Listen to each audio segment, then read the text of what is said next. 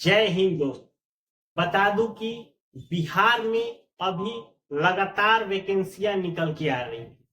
तो इस वैकेंसियों को भरने के लिए सभी बच्चों को, किसी को कास्ट की जरूरत है, किसी को एनसीएल की जरूरत है, किसी को ईडब्ल्यूएस की जरूरत है। तो मैं इस वीडियो में पूरा डिटेल्स के साथ बताऊंगा कि जो एनसीएल है या ईडब्ल्यूएस है या ओबीसी है, इसको जल्द से जल्द कैसे बनवाया जाए, पहला चीज। दूसरा चीज है कि जो शादीशुदा लड़की है वो अपना ईडब्ल्यूएस या एनसीएल हो या ओबीसी हो, उसको कहां से बनेगा, मायके से बनेगा या ससुराल से बनेगा। ये सारे ज्यादातर लोगों का ये सारे क्वेश्चंस रह रहे हैं। तो अगर आप पूरा वीडियो देखेंगे तो सारी चीजों को आपको पूरा अच्छे से समझ में आएगा कि इसमें क्या क्या डॉक्यूमेंट लगेंगे, किस डॉक्यूमेंट को कहां से बनवाया जाएगा, सारी चीजें। तो इस तरह की वीडियो पाने के लिए हमारे चैनल को जरूर सब्सक्राइब करें। देखिए, आज का मेरा यही रीडिंग है एनसीएल और ईडब्ल्यूएस 2025। ये जो है सबसे पहला चीज मैं बताऊंगा कि डॉक्यूमेंट को बनाने के लिए क्या क्या इंपॉर्टेंट डॉक्यूमेंट्स चाहिए। देखिए, जैसे अगर पहले हम बात करते हैं कास्ट हो या रेजिडेंस जिसको निवास बोलते हैं, या तीसरा हो गया इनकम, तीनों। इन तीनों डॉक्यूमेंट को बनाने के लिए आपको सिर्फ दो चीजें लगेगा। पहला, फोटो सेल्फ अटेस्टेड होना चाहिए। दूसरा, आपका एक डॉक्यूमेंट होना चाहिए, जैसे या तो आधार कार्ड हो गया, वोटर कार्ड हो गया, ठीक है। तो इस तरह से, लेकिन आशा करता हूं कि ज्यादातर जो भी लोग हैं सबके पास आधार होगा, तो आप इजीली दो ही डॉक्यूमेंट से ये 3 सर्टिफिकेट बना सकते हैं, कास्ट, रेजिडेंस और इनकम। ये चीज पहला बात। दूसरा चीज आता है एनसीएल या ओबीसी। देखिए, बिहार में दो तरह की कैटेगरी होती है, बीसी और ईबीसी, ठीक है। बीसी और ईबीसी को अगर यदि बिहार का कोई भी फॉर्म भरना है तो उनको एनसीएल बनाना पड़ेगा। अगर उनको कोई केंद्र का फॉर्म भरना है तो उनको ओबीसी बनाना पड़ेगा। लेकिन दोनों फॉर्म को बनाने के लिए उनको जो डॉक्यूमेंट लगेगा वो चीज पहले देखिए। पहला उनका चाहिए जाति प्रमाण पत्र, दूसरा हो गया उनका निवास प्रमाण पत्र, तीसरा आय प्रमाण पत्र। लेकिन वो डॉक्यूमेंट 1 साल के अंदर का होना चाहिए। जब भी आप आय प्रमाण पत्र आप उठा कर देखेंगे तो उसके नीचे उसकी वैधता लिखी रहती है कि बनने से 1 साल तक। अगर वो डॉक्यूमेंट आपके 1 साल के अंदर है, आपके डेट के अंदर है, तो आप इसको यूज कर सकते हैं। नहीं तो आपको आय, देखिए, ये अगर जाति और निवास अगर 1 साल पुराना भी है तो उससे आप उसको यूज कर सकते हैं, लेकिन आय आपको 1 साल के अंदर का होना ही अनिवार्य है, ये एक फिक्स है।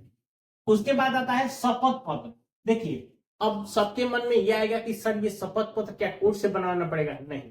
अगर आप नेट पे भी सर्च मारेंगे कि ओबीसी के बनाने के लिए जो शपथ पत्र क्या है, तो आपको नेट से भी प्रिंट आउट मिल जाएगा। ऐसे अगर मैं अपने डिस्क्रिप्शन बॉक्स में भी दे दिया हूं, वहां से भी आप जाके उसको डाउनलोड कर सकते हैं। वो शपथ पत्र आपको भरने हैं।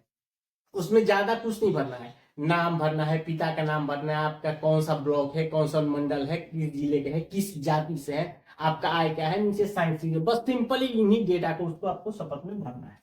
उसके साथ आपका आधार कार्ड हो जाएगा और सेल्फ अटेस्टेड फोटो। यानी ओबीसी बनाने के लिए या एनसीएल के लिए ये सारी डॉक्यूमेंट जरूरी है।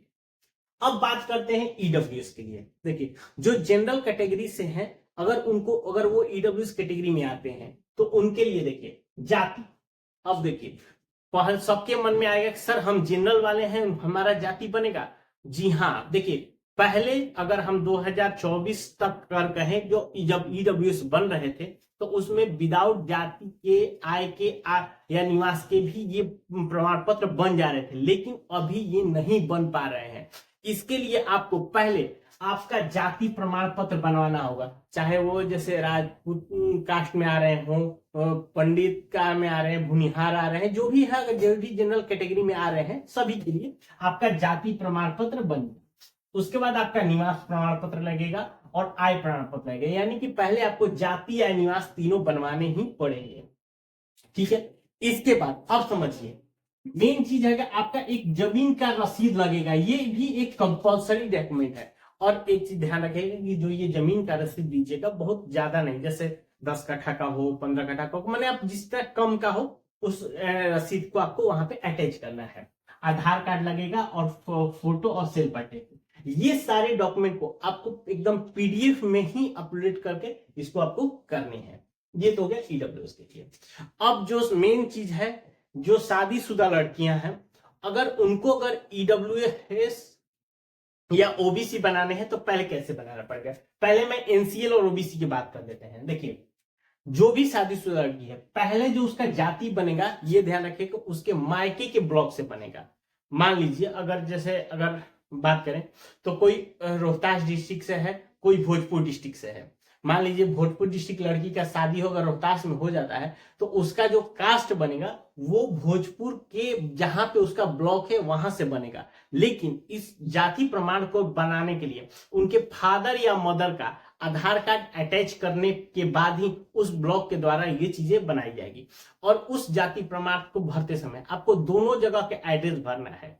परमानेंट में वहां का भरना है अपने मायके का, और टेम्पोररी में आपके ससुराल के भरना, ताकि जब जन्म जाति प्रमाण पत्र वहां पे बने तो वहां पे दोनों जगह के एड्रेस क्लियर हो कि हाँ आपका यहाँ पे मायके था और यहाँ पे आपके ससुराल है। ये चीज आपका हो गया जाति प्रमाण पत्र। निवास और आय, ये दोनों आपके ससुराल के जहां पे भी ब्लॉक है वहां से भी आपके बनेगा।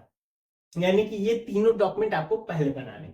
उसके बाद आपका शपथ प्रमाण पत्र लग जाएगा, आधार कार्ड जाएगा और सेल्फ अटेस्टेड आपका फोटो लगेगा। अब देखिए, जब ये सारे डॉक्यूमेंट बन जाएंगे तब आपको जो एनसीएल अप्लाई करना है, फिर वो भी जो अप्लाई करना है वो आपके ससुराल वाले ब्लॉक पे नहीं करना है, आपके मायके वाले ब्लॉक पे करना है। इस बात का आप ध्यान रखिए कि आपका जो एनसीएल या ओबीसी बनेगा वो आपके जो मायके के ब्लॉक है वहां पे ही वो सारे डॉक्यूमेंट लगा के ये आपको अप्लाई करने हैं। ये एनसीएल हो और ओबीसी के कंडीशन में।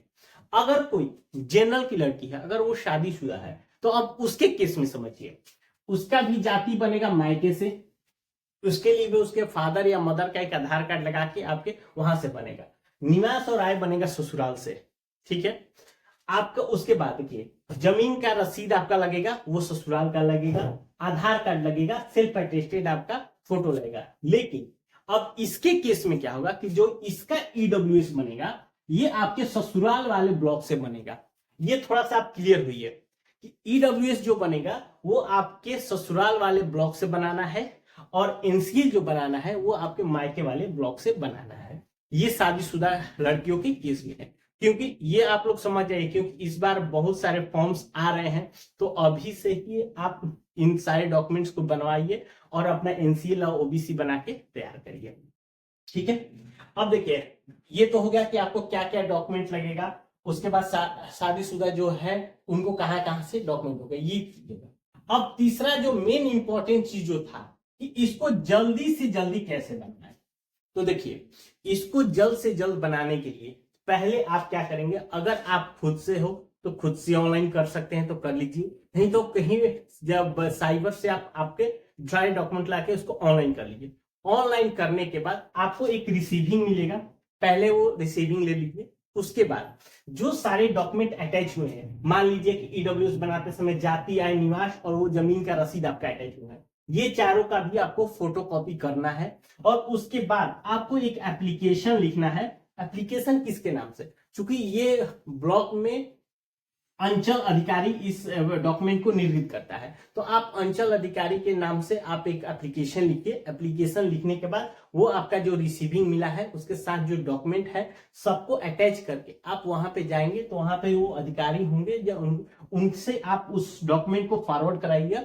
और उस एप्लीकेशन में ये चीज मेंशन करेगा कि सर, चूंकि ये सारे डॉक्यूमेंट को बनाने में 21 वर्किंग डेज लगता है, यानी कि अगर कह सकते हैं कि 21 वर्किंग डेज यानी पूरा एक महीने का पीरियड होता है। तो ऐसे में जब और मान लीजिए अगर आज आप अप्लाई करते हैं तो एक महीने बाद ये डॉक्यूमेंट बन के आएगा ऑटोमेटिकली। लेकिन अगर आपको जल्दी चाहिए तो वहां पे उनके नाम का एक एप्लीकेशन लिखिए और लिखिए कि सर मुझे इस फॉर्म को भरना है, या जिसका लास्ट डेट यही है और इससे पहले पहले मुझे उस डॉक्यूमेंट को सर चाहिए, सर जिसके लिए आप उसको फॉरवर्ड करें। तो वो क्या करेंगे, अंचल अधिकारी उस एप्लीकेशन को रीड करके आपको फॉरवर्डिंग कर देंगे। और वो फॉरवर्डिंग करके आपको ब्लॉक पे एक आरटीपीएस काउंटर होता है, आरटीपीएस काउंटर पे जाके वहां पे जो अधिकारी बैठा होगा वहां पर आप देते हैं तो आपके ये ओबीसी हो या ईडब्ल्यूएस हो, जो भी है, जितने भी डॉक्यूमेंट, वो आपको 2 दिन 4 दिन या 1 हफ्ते के अंदर वो आपको जल्द से जल्द आपको तैयार कर देंगे। ये चीजें हैं आपको जल्द से जल्द बनाने का। ये फिर से मैं बता दे रहा हूं, आप देखिए, क्योंकि चूंकि इसमें समय ज्यादा लग रहा है, तो आपको इसको जल्द करने के लिए एप्लीकेशन लिखिए, आप अपने ब्लॉक पे जो अधिकारी हैं उनसे फॉरवर्ड कराइए और आरटीपीएस काउंटर पे आपको उसको जमा करना है। ठीक है, तो अगर इसके बावजूद भी अगर आपको कोई इससे रिलेटेड अगर आपको कोई और जानकारी चाहिए, हमें नीचे कमेंट करके पूछ सकते हैं। मिलते हैं नए वीडियो में, तब तक के लिए